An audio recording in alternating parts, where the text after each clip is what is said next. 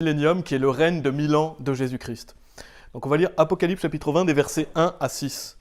Apocalypse chapitre 20 versets 1 à 6 où la Bible nous dit « Et je vis un ange descendre du ciel ayant la clé de la fosse sans fond et une grande chaîne dans sa main. Et il saisit le dragon, ce vieux serpent qui est le diable et Satan, et le lia pour 1000 ans. Et il le jeta dans la fosse sans fond et l'enferma et plaça un sceau sur lui afin qu'il ne puisse plus tromper les nations jusqu'à ce que les 1000 ans soient accomplis. Et après cela, il doit être délié une courte saison. Et je vis des trônes, et ils s'assirent dessus, et le jugement leur fut donné. Et je vis les âmes de ceux qui avaient été décapités pour le témoignage de Jésus, et pour la parole de Dieu, et qui n'avaient pas adoré la bête, ni son image, ni n'avaient reçu sa marque sur leur front ou dans leurs mains. Et ils vécurent et régnèrent avec Christ 1000 ans. Mais le reste des morts ne revécut pas jusqu'à ce que les 1000 ans soient achevés. C'est là la première résurrection. Et la Bible dit « Béni et saint est celui qui a part à la première résurrection. Sur cela, la seconde mort n'a aucun pouvoir, mais ils seront prêtres de Dieu et de Christ et régneront avec lui 1000 ans. » Donc aujourd'hui, on va parler de ce merveilleux événement qui est le millénium. Et donc qui va durer 1000 ans. Et qu'est-ce que le millénium ? Le millénium, c'est le règne de Jésus-Christ sur terre. Donc Jésus-Christ va venir régner, et il va régner pendant 1000 ans sur la terre. Et donc on va voir plusieurs détails à ce sujet aujourd'hui.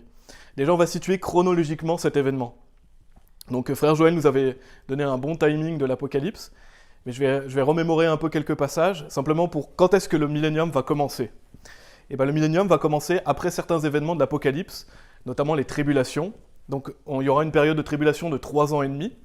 Il y aura la grande tribulation pendant 75 jours, où l'Antichrist va se déclarer être Dieu dans le temple de Dieu, et il va mettre en place la marque de la bête, il va persécuter les chrétiens. Donc, ça va durer 75 jours. Jésus-Christ reviendra, il reviendra chercher les croyants, ressusciter les morts et enlever ceux qui sont vivants en Jésus-Christ. Ensuite, Dieu va déverser sa colère pendant 3 ans et demi. Et donc, on en vient à un événement qui s'appelle la bataille d'Armageddon. Donc, je vais en parler, vous pouvez aller dans Apocalypse chapitre 19. Donc, c'est pas très loin de là où vous êtes. Donc, la bataille d'Armageddon, c'est l'événement qui va précéder le millénium. Avant ça, on retrouve la tribulation, la grande tribulation, et la colère de Dieu qui va durer 3 ans et demi. Donc on va lire quelques passages de Apocalypse chapitre 19, et vous pourrez relire le passage, c'est des versets 11 à 21. Je vais lire le verset 19. Apocalypse chapitre 19, verset 19. La Bible dit « Et je vis la bête », donc en parlant de l'Antichrist, « et les rois de la terre et leurs armées assemblés pour faire la guerre contre celui qui était assis sur le cheval et contre son armée. » Donc là, l'Antichrist, il va assembler une grande armée avec les rois de la terre, avec certainement des politiciens, des militaires, etc. Et ils vont s'assembler pour faire la guerre contre Jésus-Christ. Jésus-Christ est celui qui est assis sur le cheval, et son armée, ce sont les saints. Donc c'est nous qui revenons avec Jésus-Christ. Jésus-Christ revient sur un cheval, et on suit Jésus-Christ sur des chevaux. Et donc Jésus-Christ va venir anéantir l'armée de l'Antichrist, et il va venir envoyer le diable en enfer. On peut voir notamment 2 Thessaloniciens chapitre 2, verset 8, mais restez dans Apocalypse chapitre 19, je vais revenir sur un ou deux versets. Mais 2 Thessaloniciens chapitre 2 verset 8 nous dit « Et alors ce malin sera révélé que le Seigneur consumera par l'esprit de sa bouche et détruira par la brillance de sa venue. » Donc qu'est-ce que Jésus-Christ va faire de l'Antichrist ? Il va le consumer par l'esprit de sa bouche et il va le détruire par la brillance de sa venue. Donc la venue de Jésus-Christ est glorieuse. Jésus-Christ revient avec autorité et il vient vraiment régner sur terre pendant le millénium. Et donc on voit Apocalypse chapitre 19 verset 20 où il est dit à la fin du verset, il est dit « Tous deux furent jetés vivants dans un lac de feu brûlant de soufre. » Donc ça parle de la bête et du faux prophète. Ils vont être pris et jetés dans le lac de feu. Donc l'Antichrist va être jeté en enfer, le faux prophète qui faisait des miracles va être jeté en enfer. Et au verset 21, donc au sujet de l'armée de la bête, il est dit « Et le reste fut tué par l'épée de celui qui était assis sur le cheval, laquelle épée sortait de sa bouche, et tous les rapaces furent rassasiés de leur chair. » Donc qu'est-ce qui va advenir de l'Antichrist ? Il va être jeté en enfer, le faux prophète avec lui, et l'armée qui était avec l'Antichrist va être détruite par Jésus-Christ, par l'épée qui sort de sa bouche. Donc Jésus-Christ va venir détruire l'Antichrist et son armée, et ça va pas être très long, comme on peut le voir dans ce passage. Nous, on n'aura rien à faire. On sera spectateur de la gloire de Jésus qui va détruire l'Antichrist. Et donc, il est dit, on l'a lu dans Apocalypse chapitre 20, que le diable va être lié pour 1000 ans. Il est dit, et il saisit le dragon, ce vieux serpent, qui est le diable et Satan, et le lia pour 1000 ans. Donc le diable va être jeté en enfer, et donc c'est ces événements qui vont nous conduire au millénium. La bataille d'Armageddon est l'événement qui va précéder le millénium. Le diable est jeté en enfer, l'Antichrist et son armée sont détruites, et on revient avec Jésus-Christ, et Jésus-Christ va venir régner sur terre. Et on a Apocalypse chapitre 11, verset 15 qui nous dit « Et le septième ange sonna, et il y eut de grandes voix au ciel disant « Les royaumes de ce monde sont devenus les royaumes de notre Seigneur et de son Christ, et il régnera pour toujours et à jamais. » Donc les royaumes de ce monde, c'est ce qu'on voit aujourd'hui, on voit notre monde actuel, vont devenir les royaumes de notre Seigneur et de son Christ, et il régnera pour toujours et à jamais. Et donc on entend souvent parler du nouvel ordre mondial, bien sûr c'est pas quelque chose qui est caché, même les politiciens parlent du nouvel ordre mondial, la Bible en parle. Donc sous l'autorité du diable, des politiciens poussent justement pour ce nouvel ordre mondial, et la Bible montre qu'il y aura un nouvel ordre mondial. L'Antichrist va régner pendant 42 mois sur Terre, et ce nouvel ordre mondial en fait c'est une imitation du diable, parce que le diable copie, il imite Dieu, et il va copier et pervertir le règne de Christ. Bien sûr, c'est pas du tout la même durée, c'est pas du tout le même règne, mais le diable va vouloir instaurer son nouvel ordre mondial, venir sur terre et se déclarer lui-même Dieu, comme s'il était le Christ, parce que c'est l'antichrist, il se fait passer pour le Christ. Et donc, qu'est-ce que va faire Jésus, lui, quand il va venir sur terre? Il va instaurer son ordre mondial, mais le royaume de Christ, le millénium, contrairement au royaume de l'antichrist, qui est le nouvel ordre mondial. Et donc ce millénium, c'est un royaume mondial qui sera sous la domination du Fils de Dieu, donc sous la domination de Dieu. Et ce sera une époque merveilleuse, contrairement justement au nouvel ordre mondial de l'Antichrist, qui sera vraiment une période obscure, sombre. La période où l'Antichrist va régner sera vraiment mauvaise. Mais quand Jésus-Christ va venir et établir son millénium, ce sera un royaume de paix et de justice. C'est ce qu'on va voir après. Donc on va voir plusieurs caractéristiques du millénium. Et vous pouvez rester, si vous êtes toujours dans Apocalypse chapitre 20, je vais le relire verset 6.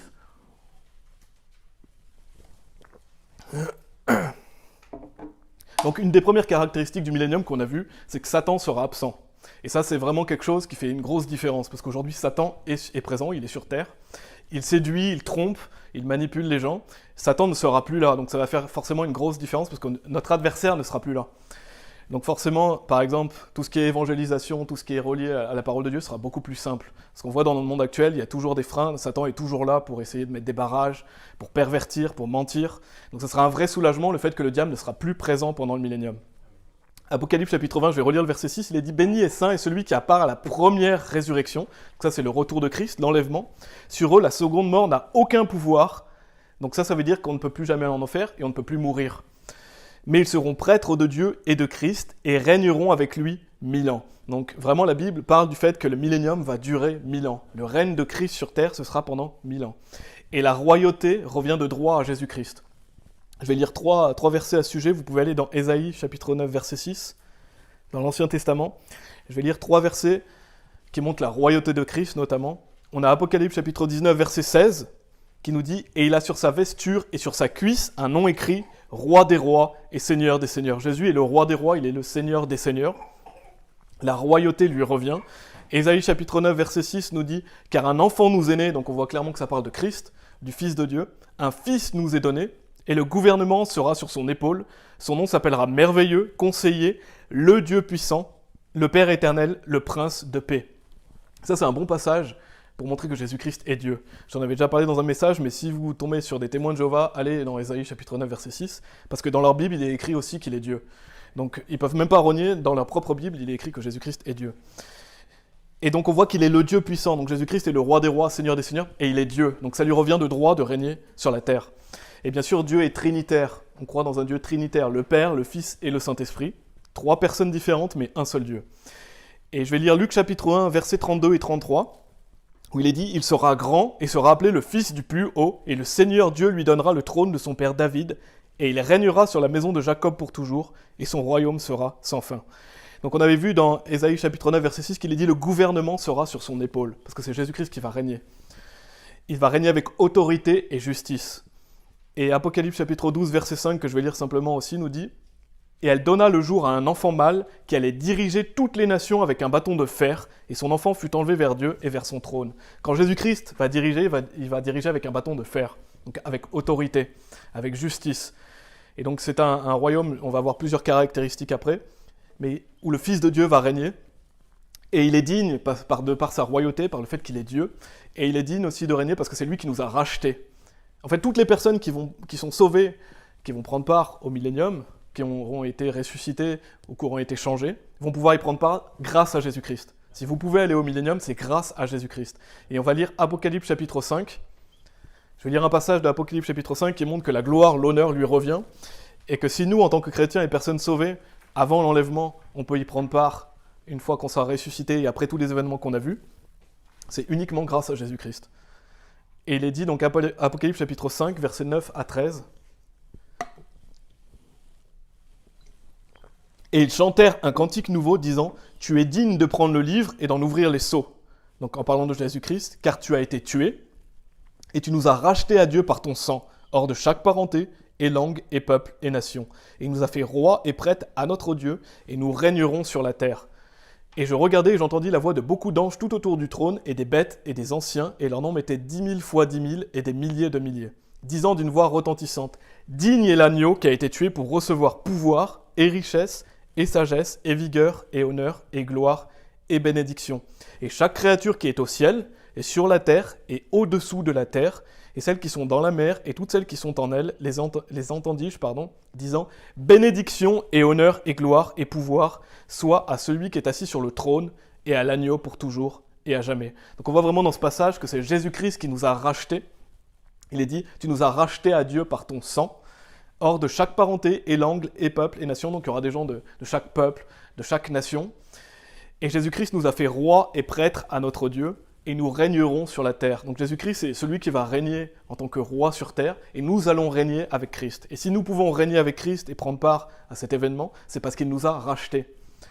Et bien sûr, on va le voir un peu plus tard, il y aura des personnes non sauvées qui vont prendre part au millénium, parce que je vais expliquer qu'il y aura deux types de personnes qui vont prendre part au millénium. Mais si nous, sachant que voilà, on va forcément soit mourir physiquement et aller au paradis, soit vivre l'enlèvement ou la résurrection, si nous on va au millénium, c'est grâce à Christ. Et donc la gloire revient seulement à Dieu. C'est Jésus qui nous a donné la victoire sur la mort et l'enfer. Donc en fait, ce que je veux souligner ici, c'est que la royauté, elle lui revient de droit en fait. L'honneur, la gloire lui reviennent à lui. Et donc on va voir cette notion, vous pouvez aller dans 2 Corinthiens chapitre 5. 2 Corinthiens chapitre 5. Pour commencer à introduire un peu ce message, déjà je voulais montrer que le fait que c'est Jésus-Christ qui va régner sur terre, donc c'est le royaume millénium, les 1000 ans où Jésus-Christ va régner. Et ce que je veux souligner, c'est qu'il y aura un événement qui va prendre part au début du millénium, qui s'appelle le siège de jugement de Christ. Donc je vais en parler un peu aussi, dans 2 Corinthiens chapitre 5, on le voit. Et on va voir justement le fait que l'on va régner avec Christ et que nous n'aurons pas tous la même autorité. 2 Corinthiens chapitre 5, verset 10. Car nous devons tous comparaître devant le siège de jugement de Christ. Donc c'est un événement qui s'appelle le siège de jugement de Christ, qui est parfois appelé le tribunal de Christ, afin que chacun puisse recevoir les choses faites étant dans son corps, selon ce qu'il a fait, soit bien, soit mal. Et je vais lire un autre passage, après on va étudier un peu de Corinthiens chapitre 5, verset 10. C'est Apocalypse chapitre 11, versets 17 et 18, qui nous dit « Disant, nous te remercions, ô Seigneur Dieu Tout-Puissant, qui est et fut et est à venir, parce que tu as pris pour toi par ton grand pouvoir et tu as régné. Et les nations furent en colère, et ton courroux est venu, et le moment des morts, afin qu'ils soient jugés, et que tu donnes, notez ce qui est dit ici, que tu donnes la récompense à tes serviteurs, les prophètes, et aux saints, et à ceux qui craignent ton nom, petits et grands, et que tu détruises ceux qui détruisent la terre. » Donc on voit clairement que le siège de jugement de Christ aura lieu au début du millénium. Dieu va donner ses récompenses à ses serviteurs. Et donc c'est là où toutes les personnes sauvées vont recevoir leur récompense. Il y a une récompense qui a déjà été donnée, c'est pendant la résurrection, parce que pendant la résurrection, on n'aura pas tous le même corps de gloire. Il y aura des gens plus glorieux dans un corps de gloire qui est plus brillant que d'autres. Mais sinon, là, c'est au siège de jugement de Christ que seront données les récompenses. Et donc on l'a vu dans Apocalypse chapitre 11, et dans 2 Corinthiens chapitre 5, verset 10, que j'ai lu juste avant, il est dit « Afin que chacun puisse recevoir les choses faites étant dans son corps », donc c'est nous, qu'est-ce qu'on a fait dans notre corps pendant notre vie sur terre, selon ce qu'il a fait, soit bien, soit mal. Et soit bien, ce sont les œuvres qui ont de la valeur aux yeux de Dieu. Ce sont des œuvres que vous avez faites pour Dieu. Ce sont des choses qui ont une récompense éternelle. Et quand il est dit soit mal, ça ne parle pas de vos péchés. Ça, c'est important de le souligner. Dieu ne va pas vous montrer les péchés que vous avez faits pendant votre vie. Parce que vos péchés ont été oubliés, ils ont été pardonnés. La Bible dit « Et de leurs péchés et iniquités, je ne me souviendrai plus ». Donc quand vous allez au siège de jugement de Christ, Dieu ne va pas vous remémorer vos péchés. Dieu les a effacés. Et il y a un moyen vraiment facile d'expliquer cela, c'est que on sait tous que quand on est sauvé, Dieu fait de nous une nouvelle créature, on a le nouvel homme. On a toujours l'ancien homme. Mais notre ancien homme va mourir quand on va mourir physiquement.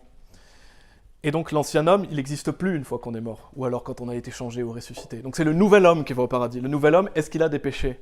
Le nouvel homme est sans péché. Donc quand vous allez au siège de jugement de Christ, je préfère l'appeler comme ça, vous êtes avec le nouvel homme n'a pas de péché. Donc Dieu ne va pas vous remémorer les péchés que vous avez faits. Ils n'existent plus à ses yeux.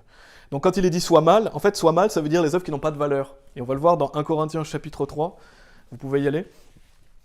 Mais soit vous avez fait des œuvres qui ont de la valeur, c'est ce que Dieu appelle ici le bien, soit vous avez fait des œuvres qui n'ont pas de valeur, et c'est ce qui est appelé le mal. Dans 1 Corinthiens chapitre 3, c'est des versets 12 à 15. Il est dit « Or si quelqu'un bâtit sur cette fondation avec de l'or, de l'argent, des pierres précieuses », donc l'or, l'argent, les pièces précieuses, c'est ce bien justement, c'est les œuvres qui ont été utiles à Dieu, les œuvres qui ont de la valeur éternelle, et on a après des pierres précieuses, du bois, du foin, du chaume. Ça, ce sont les œuvres qui n'ont pas de valeur, ce sont les choses qu'on a fait mais qui n'étaient pas pour la gloire de Dieu. Ce sont des choses, par exemple, de la vie quotidienne, parce qu'on fait des choses qui ne vont pas être récompensées, bien sûr. Et donc chaque chrétien va être récompensé selon ses œuvres. Et donc il y a des personnes qui vont recevoir des récompenses, ceux qui ont justement, je vais retrouver, voilà, l'or, l'argent et les pierres précieuses. Et on a des chrétiens charnels qui n'auront pas de récompense, c'est le bois, le foin, le chaume. En fait, Dieu va éprouver par le feu va éprouver par le feu nos œuvres, voilà, tout simplement. Et donc ce qui est important, et qu'il faut souvent se rappeler, c'est avec quelle intention on fait nos œuvres. Parce qu'il y a des gens, même en servant Dieu, ils font des choses avec une mauvaise intention. Ce qui est important, c'est l'intention que vous mettez derrière vos œuvres. Par exemple, est-ce que vous faites les choses par amour de Dieu? Est-ce que vous faites les choses par amour des personnes perdues? Est-ce que vous faites les choses pour la gloire de Dieu? Ou est-ce que vous faites vos œuvres pour vous-même? Est-ce que vous les faites pour la gloire personnelle, pour les accolades? Et même dans la vie chrétienne, il y a des gens qui font les œuvres pour Christ, pour avoir la gloire des hommes, ou pour se vanter, et parce qu'ils veulent se croire meilleurs que les autres. Et c'est important de voir avec quelle intention on fait les choses, en fait. En fait, on doit faire les choses pour la gloire de Dieu. Si vous faites les choses pour la gloire de Dieu, vous en recevrez une récompense. On doit toujours nous assurer de faire les choses pour le Seigneur et pour sa gloire. Bien sûr, on n'est pas parfait, on est dans un corps de chair, mais c'est très important de mettre la bonne intention dans ce qu'on fait. Parce que si vous voulez avoir l'or, l'argent, les pierres précieuses, il faut faire les choses pour la gloire de Dieu et pas pour votre gloire personnelle. Et donc c'est à ce moment-là, donc au siège de jugement de Christ, que Dieu va donner plus ou moins d'autorité à ses serviteurs. Donc c'est le fait de régner avec Christ. Et je ne sais pas pour vous, mais moi je veux régner avec Christ. C'est quelque chose, régner dans ce monde ça ne m'intéresse pas, mais régner avec Christ c'est quelque chose qu'on doit désirer. C'est quelque chose de merveilleux et c'est quelque chose qu'on n'imagine même pas en plus à quel point c'est merveilleux. Et donc ces récompenses qui seront données au siège de jugement de Christ, elles sont en lien direct avec l'autorité que vous aurez avec Jésus-Christ, sur les nations, sur les villes, et le fait donc de régner avec lui et de juger avec lui. Et tout le monde n'aura pas la même position dans le royaume de Dieu. Quand on a cru en Jésus-Christ, on est tous sauvés, on va tous prendre part au paradis, mais on n'aura pas tous la même autorité. Ça dépend de ce que vous faites pendant votre vie sur Terre. Ça sera déterminé par les œuvres que vous faites pendant votre vie actuelle. Et donc ça doit nous encourager justement à être fermes dans notre travail pour Dieu. Ça doit nous encourager à voir un peu plus loin et de savoir que le millénium va arriver, c'est certain, parce que Dieu nous l'a dit. Donc il faut voir un peu plus loin et justement être ferme dans notre service à Dieu et voir justement ça va arriver. Donc il faut désirer ces choses-là. Désirer régner avec Christ. Et il y a beaucoup de choses que vous n'allez pas amener avec vous, mais tout ce que vous faites pour Dieu, vous l'amènerez avec vous. Je vais lire 2 passages.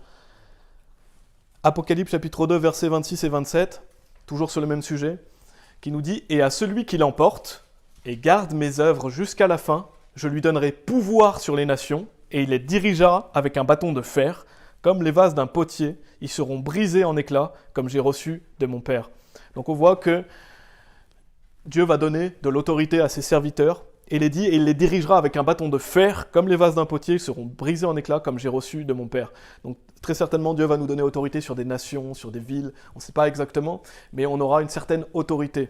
Plus vous faites de choses pour Dieu, plus vous aurez d'autorité dans son royaume. Et faites les choses pour la gloire de Dieu. Luc chapitre 19, je vais lire versets 15 à 17, je ne vais pas lire toute l'histoire parce que ce serait trop long, mais simplement pour souligner ce point, Luc chapitre 19, versets 15 à 17, où il est dit « Et il arriva, lorsqu'il fut de retour, ayant reçu le royaume, qu'il commanda que soient alors appelés auprès de lui ses serviteurs auxquels il avait donné l'argent, afin qu'il puisse savoir combien chaque homme avait gagné par son commerce. Puis vint le premier, disant « Seigneur, ta livre a rapporté 10 livres. » Et il lui dit « C'est bien, toi, bon serviteur, parce que tu as été fidèle en très peu et autorité sur 10 villes. » Donc on voit par exemple cette personne qui a autorité sur 10 villes. On voit après une personne qui a autorité sur 5 villes. Donc on aura vraiment plus ou moins d'autorité en fonction de nos œuvres. Maintenant on va voir quel type de personne va prendre part au millénium.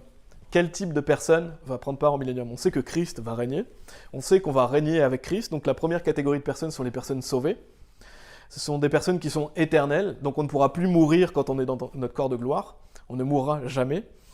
Mais il y aura également des humains, des personnes qui vont échapper à la colère de Dieu pendant tous les événements, qui sont toujours mortels et qui vont prendre part à ce millénium. Donc les personnes sauvées, bien sûr, c'est les personnes qui ont été sauvées depuis le commencement. Donc toutes les personnes sauvées depuis Adam et Ève vont prendre part au millénium. Et donc on aura revêtu notre corps de gloire lors de l'enlèvement, et on sera immortel et on vivra pour toujours dans le royaume de Dieu. Et on l'a vu, Apocalypse chapitre 20, verset 6, « Béni et saint est celui qui a part à la première résurrection. Sur eux, la seconde mort n'a aucun pouvoir, mais ils seront prêtres de Dieu et de Christ et régneront avec lui 1000 ans. » Donc on va régner avec Christ pendant 1000 ans. Et c'est à noter, bien sûr, que ces personnes, donc nous n'aurons plus d'enfants et nous ne serons plus mariés. Dans Matthieu chapitre 22, verset 30, il est dit « Car à la résurrection, on ne se marie, ni on n'est donné en mariage, mais on est comme les anges de Dieu dans le ciel. » Donc on sera comme les anges de Dieu dans le ciel, on sera dans un corps céleste, on ne sera plus marié, on n'aura plus d'enfants. On sera dans un corps parfait et immortel. Et alors que les autres personnes qui auront échappé à la colère de Dieu et aux événements de la fin des temps seront des humains encore mortels.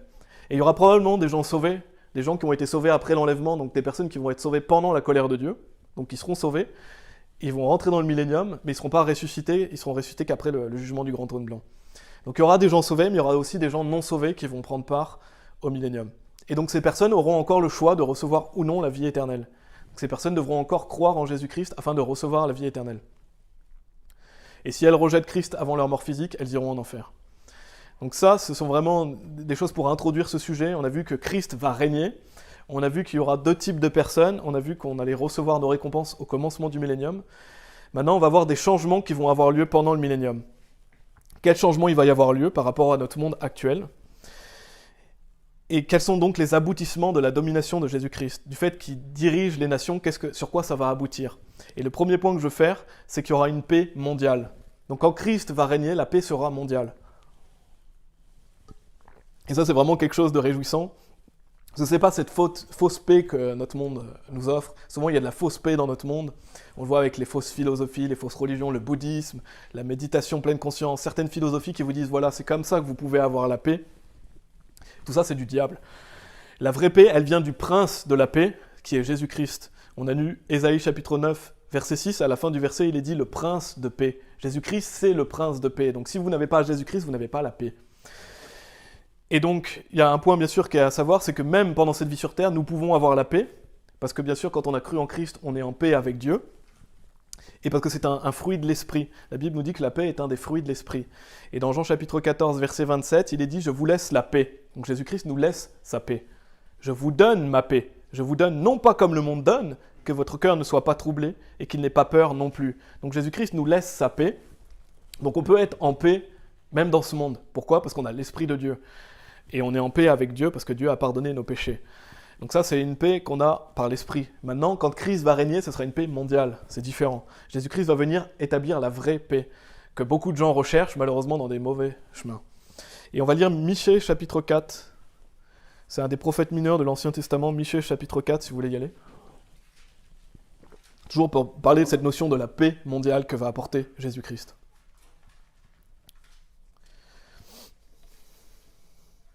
Michée, chapitre 4, des versets 1 à 4, où il est dit « Mais il arrivera au dernier jour que la montagne de la maison du Seigneur sera établie au sommet des montagnes, et elle sera élevée au-dessus des collines, et les peuples y afflueront. Et beaucoup de nations viendront et diront « Venez et montons à la montagne du Seigneur et à la maison du Dieu de Jacob. Et il nous instruira concernant ses chemins, et nous marcherons dans ses sentiers, car la loi sortira de Sion, et la parole du Seigneur de Jérusalem. Et il jugera parmi beaucoup de peuples, et réprimandera de puissantes nations lointaines, et elles forgeront de leur épée des socs, et de leur lance des serpes. Une nation ne lèvera plus l'épée contre l'autre, et on n'apprendra plus la guerre. Mais chacun s'assiera sous sa vigne et sous son figuier, et personne ne les effraiera, car la bouche du Seigneur des armées a parlé. » Donc on a la promesse de Dieu, la bouche du Seigneur des armées a parlé. Quand Dieu parle, ça va s'accomplir. Et donc on voit que la Bible nous dit « Elles forgeront de leurs épées des socs, et de leurs lances des serpes. Une nation ne lèvera plus l'épée contre l'autre, et on n'apprendra plus la guerre. » Donc c'est un passage qui montre qu'il y aura une paix mondiale. Quand Christ règne, la paix règne. On n'apprendra plus la guerre. Et on sait que ce monde actuel dans lequel on est perpétuellement en guerre, il y a toujours des peuples, des nations en guerre l'une contre l'autre, il y a sans arrêt des guerres. Notre monde n'est pas en paix. Mais quand Christ va régner, justement, il n'y aura plus cette guerre. Christ va venir apporter la paix. Et c'est une paix durable que Christ apporte. Et on peut voir la tranquillité aussi, où il est dit « Mais chacun s'assiera sous sa vigne et sous son figuier, et personne ne les effraiera. » J'aime bien ce passage parce que pendant le millénium, on sera tranquille en fait. On n'a personne pour venir nous effrayer, personne pour venir nous faire du mal. On est en tranquillité. Pourquoi ? Parce qu'on sait que Christ règne, et que la loi va régner. Pourquoi ? Parce que, on va le voir après, mais Christ va faire régner la justice et le droit. Donc on aura la tranquillité, la sécurité. Si on n'a pas la tranquillité et la sécurité dans le monde, c'est parce que les lois de Dieu ne sont pas appliquées. Et dans Apocalypse chapitre 14, verset 13, vous pouvez y aller si vous voulez. Apocalypse chapitre 14, verset 13, je leur dirai aussi à la fin. C'est un beau verset à apprendre aussi celui-là. Où il est dit « Et j'entendis une voix depuis le ciel me disant « Écris, bénis sont les morts qui meurent dans le Seigneur à partir de maintenant. Oui, dit l'Esprit, afin qu'ils puissent se reposer de leur labeur et leurs œuvres les suivent. » Donc quand on va rentrer dans le millénium, on va se reposer de notre labeur. Donc se reposer de toutes les œuvres qu'on a fait pour Christ. Et nos œuvres nous suivent. C'est-à-dire que quand on rentre dans le millénium, les œuvres qu'on a fait pour Christ vont nous suivre. Elles vont être récompensées. Et c'est une opinion personnelle, mais je pense que justement pendant le millénium, ça sera un temps pour nous de prendre des vacances, quelque part aussi, du repos, de la tranquillité. On pourra profiter de ce monde dans lequel on vit et découvrir la terre. Donc on aura du repos, on aura de la tranquillité. Parce que dans cette vie, on peut faire des promenades, on peut faire des randonnées, des belles choses, il y a des belles choses, des belles activités à faire, et c'est très bien de faire ça. Mais l'essentiel pour nous, c'est de servir Dieu. L'essentiel pour nous, c'est de travailler dur. Pendant cette vie, on doit travailler dur pour Christ. Et on se reposera justement de cela au millénium.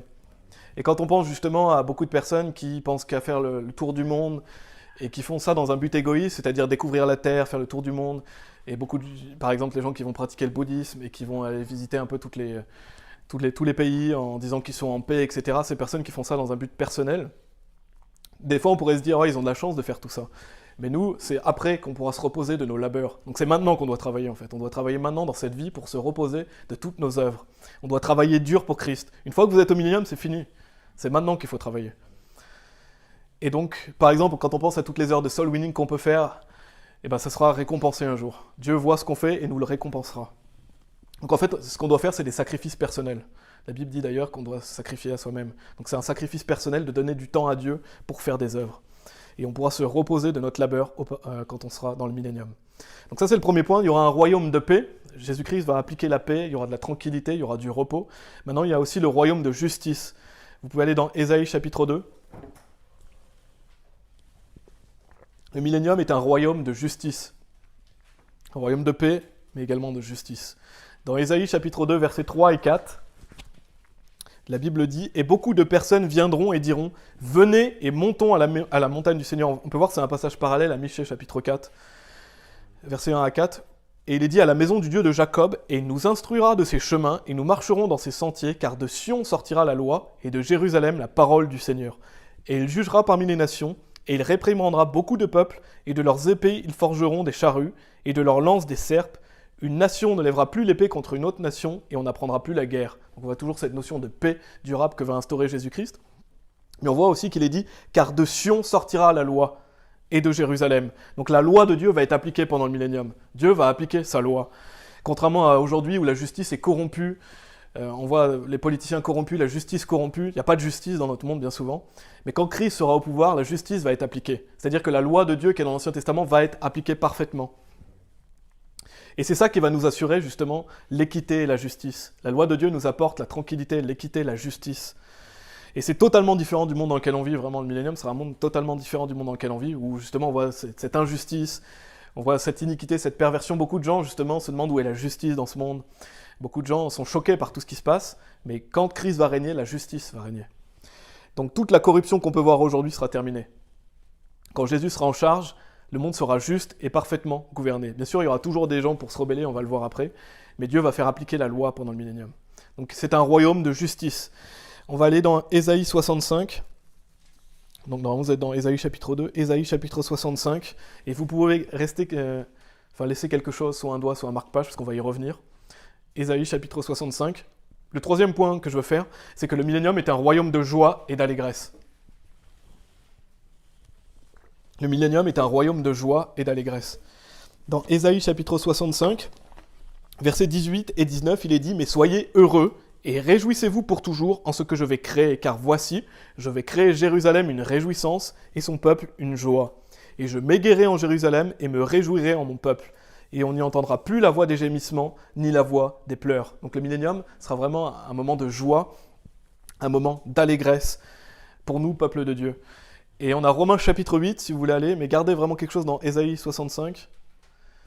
Romains chapitre 8, versets 17 et 18, où Paul nous dit, Romains chapitre 8, versets 17 et 18, où il est dit « Et si enfant », donc en parlant des enfants de Dieu, donc héritier de Dieu et co-héritier avec Christ, s'il est vrai que nous souffrons avec lui, afin que nous puissions être aussi glorifiés ensemble. Ça, c'est encore un passage qui montre que les personnes qui vont régner avec Christ doivent souffrir pour Christ. C'est quelque chose qu'on doit mériter. Le salut, on ne le mérite pas, c'est gratuit, mais pour régner avec Christ, c'est quelque chose qu'on doit mériter. On doit travailler dur pour ça. Et il est dit, car j'estime que les souffrances de ce temps présent ne sont pas dignes d'être comparées avec la gloire qui sera révélée en nous. C'est un magnifique passage, mais toutes les souffrances de notre moment présent, toutes les difficultés, les persécutions qu'on peut subir pour Christ, tout ce qu'on endure pour Jésus-Christ, tout ça, ça sera oublié. Et c'est pas digne d'être comparé avec la gloire qui sera révélée en nous. Donc tout ce qu'on vit actuellement, c'est pas digne d'être comparé avec ce qui va se passer après. Donc on peut penser à toute la réjouissance, et à quelque chose qui doit nous réjouir beaucoup, c'est que Jésus sera à nos côtés. Donc Jésus sera à nos côtés pour toujours. Rien que ça, c'est la plus belle réjouissance qu'on puisse avoir, c'est que Jésus, Dieu lui-même, sera avec nous. Et il y a aussi le fait de voir le visage de Dieu, le Père plus tard aussi. Mais ce que je veux dire, c'est que la réjouissance d'avoir Jésus à nos côtés, nous, on l'a par la foi. On sait que Jésus-Christ est là par la foi aujourd'hui. On le voit à travers sa parole, mais Jésus-Christ sera vraiment là en personne. Donc ça, rien que ça fait que le millénium est un royaume de joie et d'allégresse. Et on pourra écouter sa voix, donc on pourra lui parler, on pourra écouter ses prédications, on l'a vu dans Ésaïe chapitre 2 notamment, mais je vais en parler un peu après en fait, je vais y revenir après. Mais on pourra écouter Jésus-Christ prêcher, on pourra écouter la parole de Dieu, de la bouche de la parole de Dieu lui-même. On pourra écouter ses enseignements, vivre en sa présence, et on sera bien sûr en la présence aussi de tous les frères et sœurs. Et donc, il y a une autre joie aussi qu'on peut souligner, c'est qu'on sera dans un corps parfait. Donc on n'aura plus possibilité de pécher, on sera dans un corps parfait. Pendant le millénium, on sera dans notre corps de gloire. Donc ça, c'est le royaume de joie et d'allégresse. Le millénium est un royaume de joie et d'allégresse parce que Christ est présent, parce qu'on est dans un corps glorifié, parce qu'on sera avec tous les frères et sœurs, et on pourra écouter en plus la parole de Dieu être enseignée. Et ça me mène au 4e point, c'est que la terre sera remplie de la connaissance de Dieu.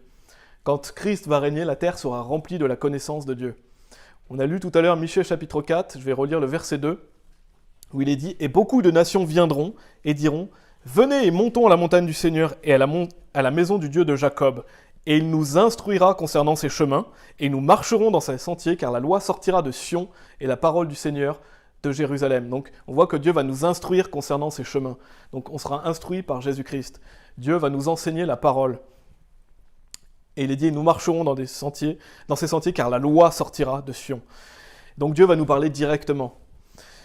Et je vais lire 2 autres passages qui en parlent, c'est Ésaïe chapitre 11, verset 9, qui nous dit « On ne fera pas de mal et on ne détruira pas sur toute ma montagne, sur toute ma sainte montagne, car la terre sera remplie de la connaissance du Seigneur, comme les eaux couvrent la mer. » Donc la terre sera remplie de la connaissance du Seigneur.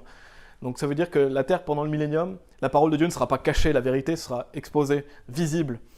Jésus lui-même d'ailleurs est la vérité. Mais les gens connaîtront la parole de Dieu à grande échelle. Et Habakkuk chapitre 2 verset 14 nous dit « Car la terre sera remplie de la connaissance de la gloire du Seigneur, comme les eaux couvrent le fond de la mer. » La connaissance de la gloire du Seigneur sera sur terre. Et c'est bien différent de notre monde actuel, le monde actuel où il y a plein de faux prophètes, plein de mensonges, plein de fausses religions, où la vérité souvent, même quasiment tout le temps, est censurée. On a toujours des obstacles, il y a le diable qui met obstacle à la vérité. Il y a tous les faux prophètes qui se lèvent pour prêcher un faux évangile ou des fausses religions. Donc c'est vraiment différent du millénium où il n'y aura plus de censure de la parole de Dieu, mais la terre sera remplie de la connaissance du Seigneur. Parce que le diable est le père du mensonge et le prince de ce monde. Donc le diable fait tout pour faire taire la vérité, mais le diable sera lié pendant le millénium. Donc le père du mensonge ne sera plus là. Et je pense que si un faux prophète se lève pendant le millénium, la loi de Dieu sera appliquée. Donc ça va faire court, c'est-à-dire que si quelqu'un va venir prêcher des mensonges, la loi de Dieu va être appliquée.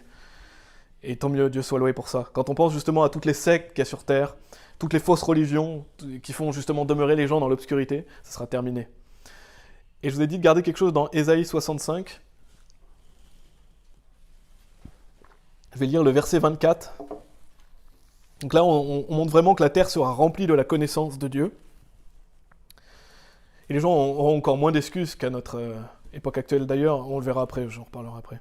Mais Ésaïe chapitre 65 verset 24 nous dit « Et il arrivera qu'avant qu'ils appellent, je répondrai. » Donc là c'est Dieu qui nous répondra. « Et tandis qu'ils parleront encore, je les aurai déjà entendus. » Donc je ne sais pas si vous aviez déjà noté ce passage, mais en fait ça veut dire que la réponse de Dieu elle viendra tout de suite.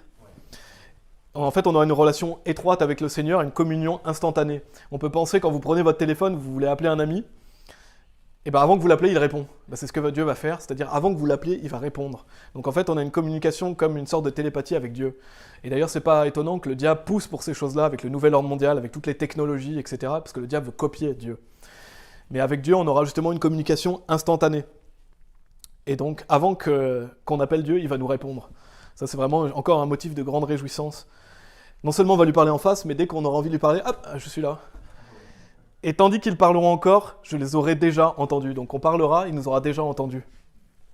Donc c'est même difficile de s'imaginer ça, parce que des fois quand on prie, on n'a pas la réponse tout de suite. On voit avec Daniel que sa prière est empêchée, qu'il y a une lutte spirituelle. On n'a pas toujours la réponse à nos prières, même si bien sûr Dieu nous écoute, et Dieu répond à nos prières. Mais là, ce sera vraiment instantané. Donc ça c'est quelque chose qui est complètement différent du monde dans lequel on vit. Avant qu'ils appellent, je répondrai. Et donc ça, c'était le quatrième point. Le quatrième point, c'est que la terre sera remplie de la connaissance de Dieu. Le cinquième point, c'est qu'il va y avoir des différences dans la génétique. C'est ce qu'on va voir. Et il y a des différences par rapport à notre monde actuel aussi. On va voir les différences. Et si vous êtes dans Ésaïe 65, on va lire le verset 20. Mais en fait, les humains vont vivre plus longtemps. Donc les personnes qui seront mortelles vont vivre plus longtemps pendant le millénium. Ils auront une durée de vie plus longue.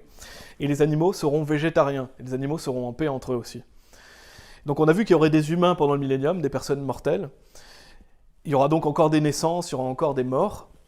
Mais dans Ésaïe 65, verset 20, il est dit « Il n'y aura plus désormais de nourrisson de quelques jours, ni d'homme âgé qui n'ait accompli ses jours. » Et notez ce qu'il est dit « Car l'enfant mourra à 100 ans. Mais le pécheur étant âgé de 100 ans sera maudit. » Ça veut dire que quelqu'un qui meurt à 100 ans est considéré comme un enfant. Pourquoi ? Parce que les gens vont vivre beaucoup plus vieux. Donc il y aura sûrement un changement progressif dans la génétique, mais les gens vont vivre plus longtemps pendant le millénium, comme à l'époque de Noé. Donc les gens vont vivre plus longtemps, il est dit, mais le pécheur étant âgé de 100 ans sera maudit. On voit qu'il y aura encore bien sûr des pécheurs, parce que les humains seront encore pécheurs, mais le pécheur étant âgé de 100 ans sera maudit. Verset 22, donc là c'était le verset 20, verset 22, ils ne bâtiront pas pour qu'un autre y habite, voilà. Ils ne planteront pas pour qu'un autre en mange, car les jours de mon peuple seront comme les jours d'un arbre, et mes élus jouiront longtemps l'ouvrage de leurs mains. Des personnes qui vont être mortelles, qui vont prendre part au millénium, seront comme les jours d'un arbre. Et un arbre, on sait que ça vit longtemps. Donc on voit vraiment, il y a plusieurs passages qui montrent que les gens vont vivre plus longtemps pendant le millénium. Ces personnes-là vont toujours mourir, mais vont avoir une espérance de vie plus longue. Et donc il y aura probablement, comme j'ai dit, un changement génétique progressif chez les êtres humains, qui vont vivre plus longtemps, et comme on l'a vu, comme on le voit à l'époque de Noé par exemple. Et bien sûr, de nos jours, on vit sous la malédiction du péché, donc la nature aussi est sous la malédiction du péché. Donc il y a des animaux carnivores, les animaux se battent entre eux, il y a des animaux qui se mangent les uns les autres. Pendant le millénium, ce ne sera plus le cas. Tous les animaux seront végétariens. Et on le voit dans Ésaïe chapitre 11, si vous voulez y aller. En fait, il y aura un changement génétique important chez les animaux, puisqu'ils vont tous devenir végétariens. Ils seront en paix les uns avec les autres. Donc ça, c'est un changement majeur par rapport au monde dans lequel on vit. Ésaïe chapitre 11, versets 6 et 8, il est dit « Le loup demeurera avec l'agneau ». C'est pas quelque chose qu'on voit couramment aujourd'hui, le loup demeurera avec l'agneau. Si un agneau demeure avec un loup, généralement il est mangé. « Et le léopard dormira avec le chevreau, et le veau et le lionceau et le bétail gras seront ensemble. Et un petit enfant les conduira. Et la vache se nourrira avec l'ours. Leurs petits dormiront ensemble, et le lion mangera de la paille comme le bœuf. Et l'enfant qui tète s'ébattra près du trou de l'aspic, et l'enfant sevré étendra la main sur le repère du basilic. » Et j'aime bien, on voit encore dans ce passage toute la douceur et le raffinement de Dieu, c'est un petit enfant les conduira. Et je trouve ça magnifique, ça veut dire que les enfants pourront jouer avec des léopards et pourront jouer avec des lions, et quel enfant ne désire pas jouer avec un vrai lion ? Et quel adulte aussi ne voudrait pas jouer avec un vrai lion ? En tout cas, c'est mon cas, ce sera des choses qu'on pourra expérimenter même nous-mêmes aussi, jouer avec les animaux et avoir un rapport plus étroit avec la création de Dieu. Donc c'est un temps de paix, même au niveau du règne animal. Et Dieu va donc intervenir pour changer cela. Et on a un autre passage un peu similaire, c'est le verset 25 d'Ésaïe 65. On le voit dans Ésaïe chapitre 11, « Le loup demeurera avec l'agneau, et le léopard dormira avec le chevreau, et le veau et le lionceau et le bétail gras. » Imaginez aujourd'hui Un lion dormir à côté d'un veau, c'est pas quelque chose qui est courant, mais ça sera courant au millénium. Ésaïe 65, verset 25 nous dit « Le loup et l'agneau se nourriront ensemble, et le lion mangera de la paille comme le bœuf. » Donc on voit que le lion va manger de la paille, il sera végétarien. « Et la poussière sera la nature du serpent, la nourriture du serpent, pardon. On ne fera plus de mal, et on ne détruira plus sur toute ma sainte montagne, dit le Seigneur. » Donc les animaux vont être en paix les uns avec les autres. Ils seront végétariens. Et ils seront en paix avec nous aussi. Et il y a une autre chose qui est importante aussi à souligner, c'est qu'il n'y aura plus toute cette médecine corrompue qu'on a aujourd'hui, tous ces médicaments corrompus, cette nourriture corrompue, l'eau qui est corrompue bien souvent, toute cette médecine malfaisante qu'on voit aujourd'hui, elle n'existera plus pendant le millénium. Dans Ésaïe 47, je vais lire le verset 12, on n'aura plus toutes ces nourritures modifiées, tout cet environnement malsain dans lequel on vit. Ésaïe 47, verset 12 nous dit « Et près de la rivière, sur son bord, d'un côté et de l'autre côté, grandiront des arbres pleins de nourriture dont le feuillage ne se flétrira pas. Et dont le fruit ne manquera pas. Ils produiront un nouveau fruit selon leur mois, parce que ces eaux sortent du sanctuaire. » Donc on peut s'imaginer que l'eau sera pure quand on sera au millénium. Bien souvent, les hommes essaient de rendre l'eau mauvaise pour nous empoisonner. Et il est dit « Et leur fruit sera comme nourriture, et leur feuillage comme médicament. » Donc c'est un monde plus sain, avec une médecine naturelle qui vient directement de Dieu. Il est dit « Et leur fruit sera comme nourriture, et leur feuillage comme médicament. » C'est un monde plus sain, avec une médecine plus naturelle. Et vous pouvez aller dans Apocalypse chapitre 16. Je vais lire, c'est la 7e fiole, donc c'est pendant la colère de Dieu. On va lire les versets 17 à 20, Apocalypse chapitre 16. Il y a quelque chose que je veux aussi souligner. Donc on voit que les animaux seront en paix les uns avec les autres, avec nous. On voit également qu'il n'y aura plus toute cette médication mauvaise qu'on peut avoir à notre époque. Et il y a autre chose que je veux souligner, c'est dans Apocalypse chapitre 16, des versets 17 à 20, c'est qu'il y aura une reconfiguration du monde dans lequel on est aussi. Apocalypse chapitre 16, versets 17 à 20. « Et le 7e ange répandit sa fiole dans l'air », donc ça c'est pendant la colère de Dieu, et c'est la dernière fiole qui est répandue. Et il est dit « Et là vint une grande voix hors du temple du ciel, provenant du trône, disant « C'est fait ». Et il y eut des voix, et des tonnerres, et des éclairs, et il y eut un grand tremblement de terre, donc il y aura un grand tremblement de terre pendant la colère de Dieu, tel qu'il n'y en a pas eu depuis que les hommes sont sur la terre, un tremblement de terre si puissant et si grand. Donc on ne peut même pas s'imaginer à quel point ce tremblement de terre est puissant. Et il est dit, verset 19, « Et la grande ville fut divisée en 3 parties, et les villes des nations tombèrent. » Donc notez ce qu'il est dit, les villes des nations tombèrent. Ça veut dire que la plupart des grandes villes actuelles vont sombrer. Tous ces immeubles qu'on peut voir, tout ça, ça va être détruit. Donc il y aura une reconfiguration du monde dans lequel on est. Et la grande Babylone revint en mémoire devant Dieu pour lui donner la coupe du vin de la férocité de son courroux. Et il est dit aussi au verset 20, « Et toute île s'enfuit, et les montagnes ne furent plus trouvées. » Donc il y a vraiment une reconfiguration de la terre. Les montagnes ne sont plus trouvées, toute île s'enfuit, donc très certainement des îles vont être couvertes. Et il tomba sur les hommes une grosse grêle du ciel, chaque grêlon d'environ le poids d'un talent, et les hommes blasphémèrent Dieu à cause de la plaie de la grêle, car cette plaie était extrêmement grande. Donc il y aura une reconfiguration du monde actuel à travers ces événements, notamment pendant la colère de Dieu. Donc ça c'est un point important aussi du millénium, c'est que le monde actuel ne sera plus le même. Donc on peut se demander qu'est-ce qu'on va faire pendant le millénium. Donc j'en ai déjà répondu brièvement, je vais lire Daniel chapitre 7, verset 27 aussi. Qu'est-ce que nous allons faire pendant le millénium? Bien sûr, on a abordé certains points, mais je vais y revenir et ajouter quelques notions. Daniel chapitre 7, verset 27, on a bientôt terminé. La Bible nous dit « Et le royaume et la domination et la grandeur du royaume qui sont sous le ciel entier seront donnés au peuple des saints du Très-Haut, dont le royaume est un royaume éternel. » Et notez ce qu'il est dit « Et toutes les dominations le serviront et lui obéiront. » Donc qu'est-ce qu'on va faire pendant le millénium? On va servir et obéir à Dieu. Donc Dieu aura des choses à nous faire faire. Et on ne peut même pas imaginer à quel point ces choses que Dieu a à nous faire faire seront bien. Donc on va servir Dieu, bien sûr on l'a vu, on va régner avec Christ. On va apprendre la parole de Dieu puisque Dieu lui-même va nous enseigner. On va avoir une communion étroite avec le Seigneur et on pourra se réjouir d'un monde paisible, justement joyeux, avec les frères et sœurs aussi, qu'on pourra découvrir tous les frères et sœurs depuis le commencement du monde. Et donc on aura la justice qui est établie et certifiée par le règne du Christ. Donc on ne va pas s'ennuyer pendant le millénium. On aura des choses merveilleuses à faire. Et je suis sûr qu'il y a bien des choses qu'on ne connaît pas et qu'on va faire pendant le millénium. Maintenant, je vais souligner qu'est-ce qui va mettre un terme à la fin du millénium. Quel est l'événement qui va mettre un terme au millénium? Parce que le millénium dure 1000 ans. Et c'est ce qu'on appelle la bataille de Gog et Magog. Et je vais en mentionner brièvement, peut-être qu'un message pourrait être fait là-dessus. Après, il y a la nouvelle terre et le nouveau ciel, ça aussi c'est un beau sujet à aborder. Là, je vais parler simplement, qu'est-ce qui va mettre un terme au millénium? C'est la bataille de Gog et Magog, où le diable sera relâché pour une courte saison, comme on l'a vu dans Apocalypse chapitre 20. Et vous pouvez aller dans Apocalypse chapitre 20 si vous voulez. Donc le diable va être relâché pendant une courte saison, et Dieu va détruire les personnes non sauvées qui vont se rebeller contre lui. Ensuite, il y aura le grand trône blanc et la nouvelle terre. Le grand trône blanc, j'en ai déjà parlé dans une autre vidéo si vous voulez voir. Une fois que vous êtes sauvés et que vous prenez part au millénium, vous êtes éternel, vous ne mourrez jamais. Donc les personnes qui vont se rebeller contre Dieu, ce ne sont pas des personnes sauvées, ce sont des personnes non sauvées et qui vont le vouloir. Toutes les personnes sauvées vont prendre part au millénium, la nouvelle terre, le nouveau ciel. Donc c'est vraiment des personnes non sauvées qui vont se rebeller. Et le diable, il va agir comme un trash collector, il va réunir les gens qui détestent Dieu, qui se rebellent contre lui, et Dieu va les brûler, comme on fait avec des déchets. C'est ce qui est dit dans Apocalypse chapitre 20, versets 8 et 9. Et il sortira pour tromper les nations, donc en parlant du diable, parce que le diable est relâché une courte saison, qui sont aux quatre coins de la terre, Gog et Magog, donc c'est le nom de cette bataille, entre guillemets bataille, pour les assembler pour la bataille, si c'est une bataille, le nombre desquels est comme le sable de la mer, et ils montèrent sur l'étendue de la terre, et entourèrent le camp des saints, et la ville bien-aimée, et du feu descendit de Dieu venant du ciel, et les dévora. Ces personnes qui vont se rebeller contre Dieu, Dieu va les brûler. Et ces personnes vont être jetées en enfer. Et donc ensuite, il y aura le jugement du grand trône blanc, et il y aura la nouvelle terre et le nouveau ciel.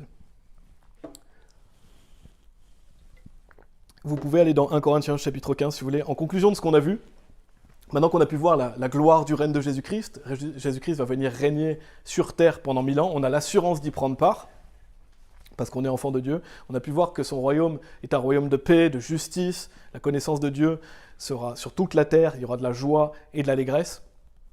Donc ça doit nous encourager à traverser les souffrances du moment présent par l'esprit, et à regarder à ces choses qui vont arriver dans le futur. Et Apocalypse chapitre 14, verset 13, je vais le relire, mais restez dans 1 Corinthiens chapitre 15, où il est dit « Et j'entendis une voix depuis le ciel me disant « Écris, bénis sont les morts qui meurent dans le Seigneur à partir de maintenant. Oui, dit l'Esprit, afin qu'ils puissent se reposer de leur labeur et leurs œuvres les suivre. » Donc toutes les œuvres que vous avez faites pour Christ vont vous suivre pendant le millénium. Donc ça doit être un encouragement pour nous à œuvrer pour Dieu. Alors que les œuvres que vous avez faites qui n'ont pas de valeur, elles vont brûler. Vous ne les amenez pas avec vous pendant le millénium. Et 1 Corinthiens chapitre 15, verset 58 nous dit « Par conséquent, mes frères bien-aimés, soyez fermes, inébranlables, toujours abondants dans l'œuvre du Seigneur, d'autant que vous savez que votre labeur n'est pas en vain dans le Seigneur. » Donc on doit être ferme, inébranlable en tant que chrétien, et toujours abondant. Donc il n'y a pas de limite à l'abondance des œuvres qu'on peut faire pour Dieu. Toujours abondant dans l'œuvre du Seigneur. En fait, tout ce que vous faites au quotidien, vous pouvez le faire pour Christ. Au travail, avec vos enfants, avec votre mari, avec votre épouse. Dans la vie en général, vous pouvez vivre à la gloire de Christ tous les jours. Vous pouvez lire la Bible, vous pouvez aller prêcher l'Évangile. Donc tout ce que vous faites pour Christ a de la valeur. Et il est dit d'autant que vous savez que votre labeur n'est pas en vain dans le Seigneur. Et c'est ce qu'on a vu aujourd'hui, notre labeur, il n'est pas en vain. Tout ce que vous faites pour Christ n'est pas en vain. Parce que vous allez régner avec Christ si vous œuvrez pour lui. Vous allez être récompensé pour ça. Donc en fait, le millénium, c'est vraiment un moyen de s'encourager quand on est dans des moments de doute, ou on a des moments où on n'est pas très bien, dans des souffrances, à voir un peu plus loin et à se dire, c'est vrai, un jour, je vais prendre part au millénium. Même quand on voit l'injustice, quand on voit l'époque dans laquelle on vit, c'est quelque chose auquel on doit regarder. Quand on passera à travers les tribulations, on sait que le millénium arrive bientôt. C'est quelque chose qui doit nous encourager. Un jour, Christ va mettre fin à ce monde. Et c'est lui qui va apporter la paix, la justice, et qui va régner sur nous. On va prier. Merci Seigneur déjà de nous avoir donné la vie éternelle gratuitement. C'est tellement facile d'être sauvé. Je prie pour que si quelqu'un écoute ce message et n'est pas sauvé, qu'il puisse le faire aujourd'hui. Quelle joie de pouvoir prendre part au millénium un jour. On sait que ça va arriver parce que la Bible le dit. Et tu ne mens pas, Seigneur. Donc je prie vraiment pour que nous puissions te glorifier dans notre vie, faire des œuvres pour toi. Seigneur, il est évident que tout ce qu'on fait pour toi sera récompensé. Tu nous le dis d'avance, donc pourquoi se priver de toutes ces bénédictions? Et on n'arrive même pas à imaginer à quel point c'est merveilleux de recevoir des récompenses, alors qu'on ne mérite même pas d'être au paradis, on ne mérite même pas de prendre part au millénium. Merci Seigneur de nous donner cette chance de pouvoir faire des choses qui ont de la valeur, et que tu nous donnes un sens à notre vie, et que tu vas venir aussi détruire ce monde corrompu, détruire le monde corrompu de l'Antichrist, et établir ton royaume dans lequel on pourra se reposer, être paisible et en tranquillité. Merci Seigneur, je prie pour que tu bénisses notre fin de journée. Au nom de Jésus-Christ. Amen.